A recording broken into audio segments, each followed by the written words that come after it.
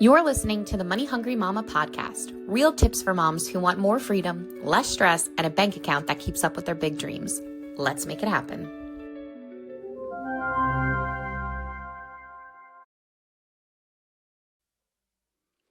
Hello, and welcome to the first ever solo episode of the Money Hungry Mama podcast with your host, me, Brittany Plumeri. And today I'm going to tell you about a few creative fails, and maybe they're going to be a side hustle that just might tickle your fancy and you can be able to do. So first up, have metal stamping. Now, if you have never heard of metal stamping before, it's an actual kit that comes together and there's all different letters that you can do, and you kind of use like a little hammer and you press the metal to another metal object and the letter comes through. So I saw this, I thought it was absolutely adorable, and I ended up getting bracelets. Now, I had a dog bone for dogs and a little cute metal cat for cats. I was so excited. I was going to make bracelets with your pet's name on them. Okay. I was very into Etsy during this time. So all of these are going to be very creative side hustles. Well, I did the whole shebang. I bought the website, I got the bracelets, I got the clips, I got the metal pieces, I got the whole entire metal stamping kit that I needed. I watched tutorials on YouTube. I contacted local pet stores and was like, oh my gosh, I have this great idea of like these cute little metal bracelets. Once I make it, I'll send it to you guys. I did the whole entire thing. Now, the only thing I didn't do was try to make a metal bracelet. I literally had gotten so deep in the hustles that I knew all the back end things that needed to be done, especially if you were starting from scratch, because Etsy was like my pride and joy that year. Like I really wanted to have a successful shop on Etsy. I watched so many tutorials and listened to all these people, bought courses, and I was like, oh my gosh, this is my year. I am going to rock it on Etsy. Well, I built so much of the back end when I finally sat down. I remember it was a Sunday night. I was so excited. I had the camera ready and we were sitting there and I go to make the first letter and I bent the bone in half. I was like, okay, beginner's luck, right? Like, let me try again. I go and I try again and then again and then again. And then I didn't break the bone, but the letters were off. And then I didn't get the letters off. I got them all connected, but it was my dog's name was Hercules and I was missing the S. And then all of a sudden I was like, okay, let me try a cat.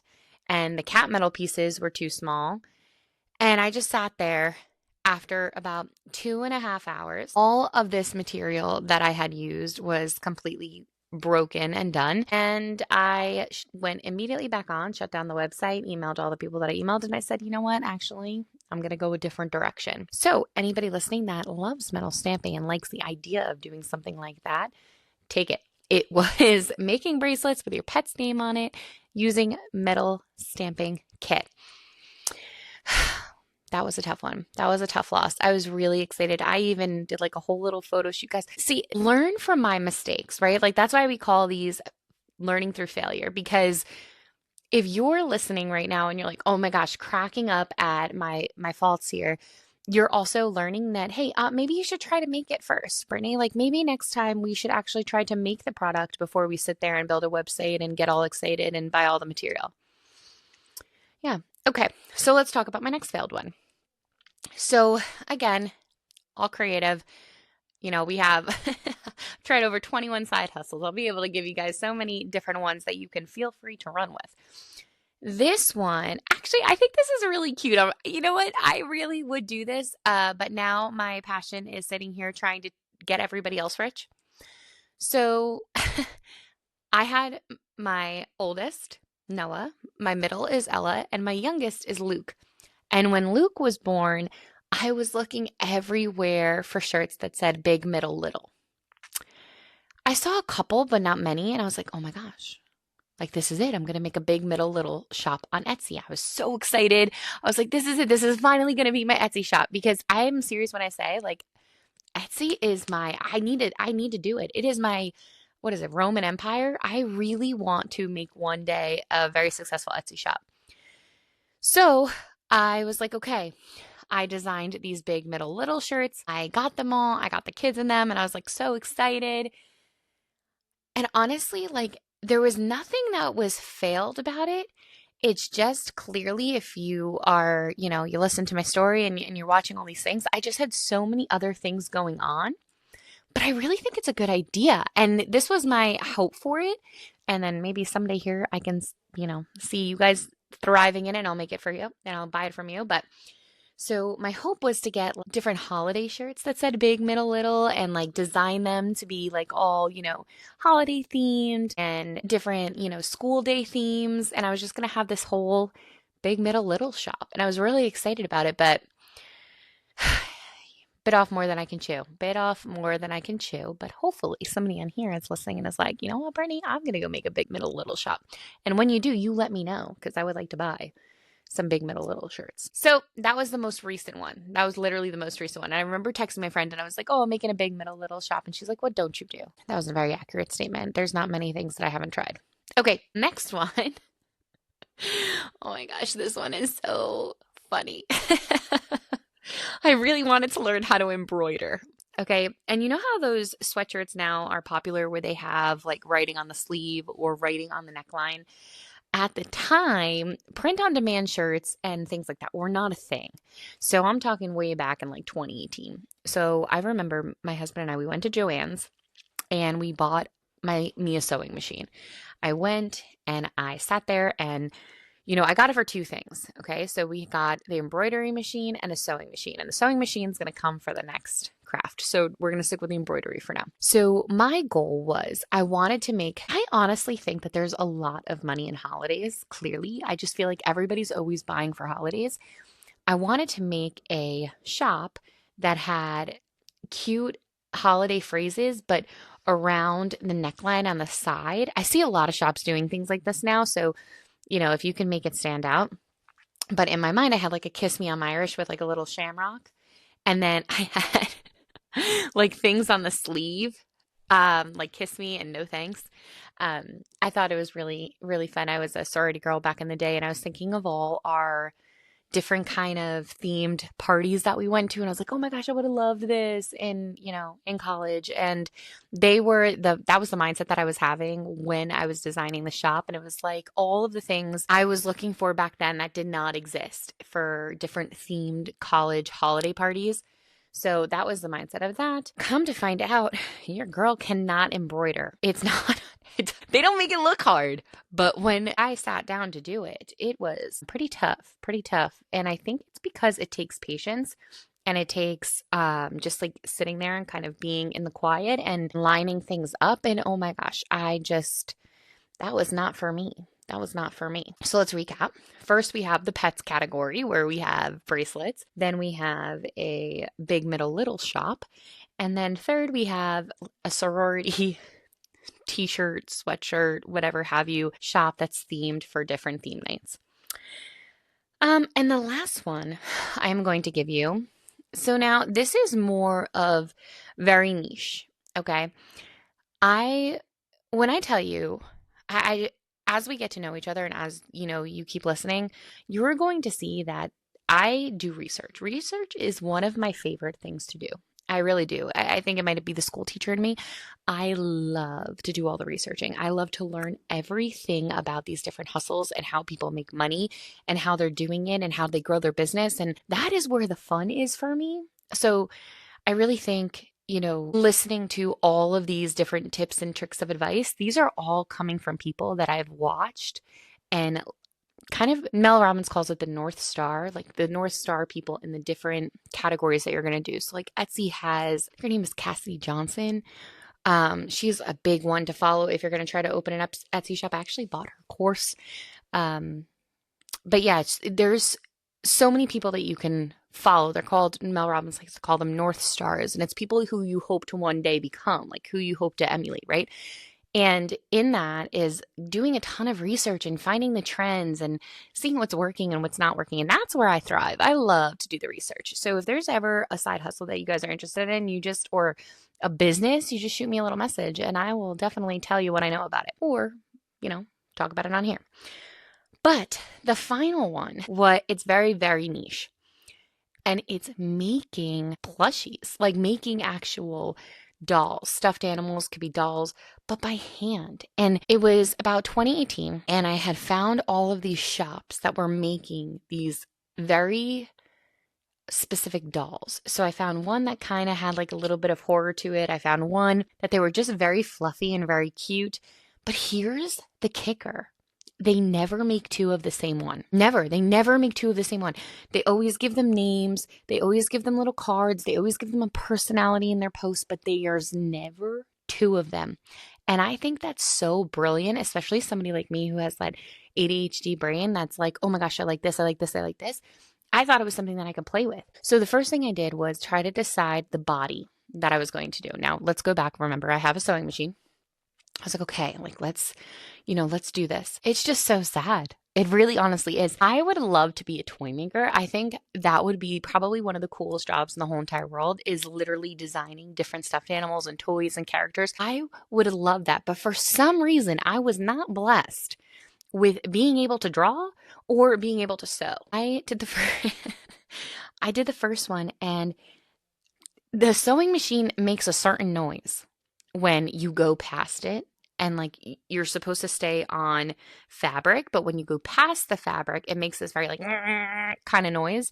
And that was just going, and it just kept happening. And every single time I thought I would kind of find my groove, I would look at it, and all the sewing stitches, everything would be off. And I know it's probably something that if I kept kind of taking the time to learn and the time to figure it out, maybe, just maybe, I can make really cute plushes and sell them. But honestly, it just didn't come naturally to me, and it wasn't something that I was thriving in anytime soon to be able to do that. But it was really fun to design them. So I ended up taking my design for my plushies that I drew out myself, that I love so, so much. And I ended up taking that design and I turned it into my first children's book character, the Merslings. So they still stayed with me because I put a lot of thought and effort into them. I was piecemealing. I was looking up all these different kind of characters, and I was piecemealing these characters into a new plushie that I can make. And again, with these holidays, like I really just think holidays really do have so much money in them. And I was thinking of all of them and just like making them fit to different holidays and thinking of names. And honestly, the more I talk, the more I realize that I have the fun part in building a business. When it comes to execution, you're going to realize that I'm not as good as I wish I was, especially with the creative stuff. But one day, mark my words, one day I am going to have an Etsy and it's going to be successful. I don't know what it's going to be because I keep giving all my ideas away, but it's going to be something and I'm going to make it work. So there you have it. There are 4 different side hustles that I failed creatively that maybe you can survive and thrive with. And I do want to do an episode on Etsy in general because I think there's a lot of false information out there. And another reason why I made this podcast is I see so many promises made on the internet. Like, oh, if you buy this course, you're going to be rich. Oh, if you do it like this, you're going to be rich. And it's just not. If you really actually understood building a business or the hustle space, you would know it's not as easy as all these people make it out to be. They're actually making more money because you're buying their stuff than they are even in the space, or they were in the space so early that they got kind of like a head start. So just don't, smoke and mirrors for a lot of things. And if you ever have questions about a certain, idea or, a person, just shoot me a message. I'm telling you, when I tell you the amount of hours and days I spent researching and trying to understand these different hustles and businesses, it's honestly, yeah, a lot. But with that being said, I think when it comes to finding your hustle, finding your perfect side hustle, you kind of have to turn inward, right? Because when it comes to building a business and doing these side hustles, you really want to make sure that you like what you're doing. Because if this is just another stressor and it just becomes an extra added thing that we do not need as moms, it's not going to be something that you're going to want to spend your nights doing or get excited about. So I built this completely free PDF called Find Your Perfect Hustle, and it works as a journal to kind of try to bring things to light of what you might be interested in. You are so free to download it below. I'll link the link. But I put a lot of thought into it, and it's questions I kind of ask myself when I'm trying to build this business. And it's what led me here. It's what led me talking into this microphone right now, because after 7 years of hustling and building a children's book business and trying all these different things, the one thing that stayed consistent in everything that I said was, I want to be an internet bestie to a mom. I had no idea what that meant, but it led me here. And I'm very, very happy that it did, because I am going to share everything that I've learned, because I just want to make sure that everybody here who has a dream on their heart or needs that extra money for that Costco line knows that they're not alone, and that, everybody out here, it's not all rainbows and butterflies. It's moms working hard to chase after what they want, and you're not alone. This is a community. This is a space that's, we want to hear your success. We want to help you through your failures. I'm excited to be here, and I'm excited that you are here listening. So there you have it. That is the first ever solo episode, giving you 4 ideas that honestly I really think would be good if you can make them creative and on your own. So if somebody is listening that has that creative passion, that can embroider or sew or, design really cool shirts, not so much just take shirts that are already made from Creative Market like many people do. I don't think that you'll be able to survive like that, because there's so many people telling you to do that. That's how you're going to make money. It's not. I think if you're actually a creative person who can take these ideas and design something yourself, I think you would thrive, because being original is so much more, there's so much more value in being original than there is in just copying the latest trend. Because when you have a passion for it and you like what you do, it shines through and it brings more people in than just trying to see what shirt is selling the best and copying it exactly, maybe a little bit different, or selling it for $1 less. Like we've heard all of the spiels. If you just go to Creative Market, take their design, put it on a shirt and sell it on here and sell it for $1 less, it's cutthroat. That is what cutthroat is. These ideas that we talked about today hopefully even sparked some other people to be like, oh my gosh, like I could do this instead, or I could do this instead. There's just something in being creative and being uniquely you that will always stand out than those just chasing the next trend. So be creative, be unique, and as always, stay hungry. Thanks for listening. Talk to you soon.